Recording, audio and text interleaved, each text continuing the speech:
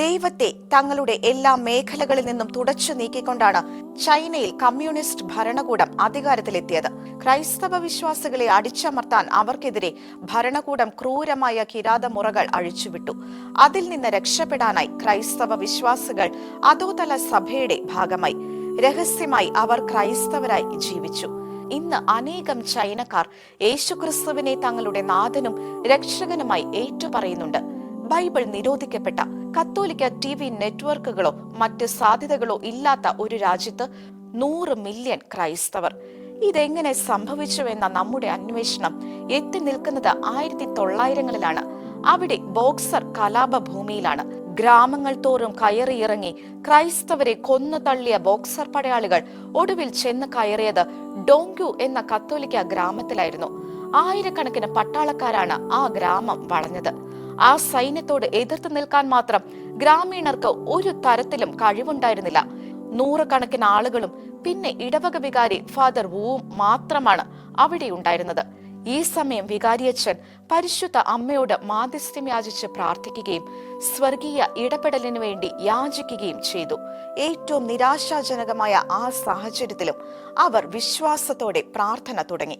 അപ്പോഴേക്കും അവരെ കൂട്ടത്തോടെ കൊന്നൊടുക്കാനായി പട്ടാളക്കാർ അവിടേക്ക് പാഞ്ഞടുത്തു. ഈ സമയം ആരും പ്രതീക്ഷിക്കാത്തതാണ് അവിടെ സംഭവിച്ചത്. പരിശുദ്ധ കന്യകാമറിയം വാനമേഘങ്ങളിൽ പ്രത്യക്ഷപ്പെട്ടു. പ്രകാശപൂരിതമായ ചുറ്റുപാടിൽ മനോഹരമായി വെള്ള വസ്ത്രം ധരിച്ച ഒരു ചൈനീസ് യുവതിയെയാണ് പട്ടാളക്കാർ ആകാശത്ത് കണ്ടത്. എല്ലാവരും ആകാശത്തേക്ക് തുറച്ചു നോക്കി. അപ്പോൾ അവരെ ഞെട്ടിച്ചുകൊണ്ട് മറ്റൊരാൾ കൂടി ആകാശത്ത് പ്രത്യക്ഷപ്പെട്ടു. അത് മിഖായേൽ മാലാഖയായിരുന്നു. വീരനായ ഒരു പട്ടാളക്കാരനാണ് അതെന്ന് ബോക്സർ കലാപകാരികൾക്ക് മനസ്സിലായി. അവർ പെട്ടെന്ന് ആ രൂപത്തിന് നേരെ ആകാശത്തിലേക്ക് നോക്കി നിറയൊഴിച്ചു തുടങ്ങി. പട്ടാളക്കാരെല്ലാവരും കൂടി മാതാവിന് നേരെ വെടിവെച്ചുവെങ്കിലും ഒരു വെടിയുണ്ട പോലും മാതാവിനെ സ്പർശിച്ചില്ല. മെയ് മാസത്തിലെ 2ാമത്തെ ഞായറാഴ്ചയായിരുന്നു അത്. പട്ടാളക്കാർ ഈ രംഗങ്ങളെല്ലാം കണ്ട് ഭയവിഹ്വലരായി. പരിശുദ്ധ അമ്മ ജനങ്ങളോടായി പറഞ്ഞു, ഞാൻ നിങ്ങളിൽ ഒരാളാണ്. ഞാൻ നിങ്ങളുടെ അമ്മയാണ്. നിങ്ങൾ സുരക്ഷിതരായിരിക്കും. അമ്മയുടെ ഈ പ്രത്യക്ഷീകരണം ചൈനയിലെ ക്രൈസ്തവ വിശ്വാസത്തിന് ആഴത്തിൽ വേരുപാകുകയായിരുന്നു. അനേകായിരങ്ങൾ ഈ അത്ഭുതത്തിന് സാക്ഷികളായതോടെ അവരെല്ലാം ക്രിസ്തീയ വിശ്വാസത്തിലേക്ക് കടന്നു വരികയായിരുന്നു. ചൈനയിലെ ജനങ്ങളുടെ ക്രിസ്തീയ വിശ്വാസം വളർന്നു പൊന്തുന്നതിനാണ് ചൈന പിന്നീട് സാക്ഷിയായത്.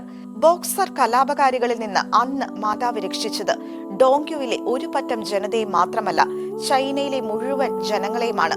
മാതാവ് ഡോങ്ക്യുവിലെ ജനങ്ങൾക്ക് മാത്രമല്ല വാക്ക് നൽകിയത്, ചൈനയിലെ മുഴുവൻ ജനങ്ങൾക്കുമാണ്.